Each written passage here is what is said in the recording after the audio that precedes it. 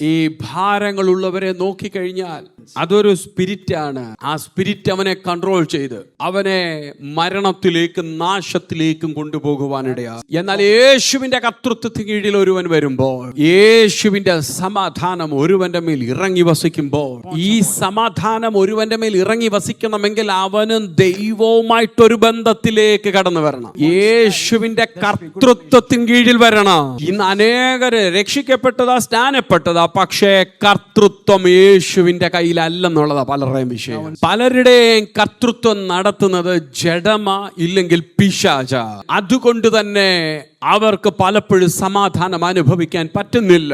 എന്നാൽ യേശുവിന്റെ കർത്തൃത്വത്തിന് കീഴിലേക്ക് വരുന്ന ഒരു ദൈവ പൈതൽ, അവൻ തീരുമാനിക്കും എന്റെ യജമാനൻ യേശുവാണ്. യേശുവിന് ഇഷ്ടമില്ലാത്തൊരു വഴിയെ ഞാൻ പോകത്തില്ല. യേശുവിന് ഇഷ്ടമില്ലാത്തത് ഞാൻ കേൾക്കത്തില്ല. ദൈവത്തിന് ഹിതമുള്ളതേ കേൾക്കത്തുള്ളൂ.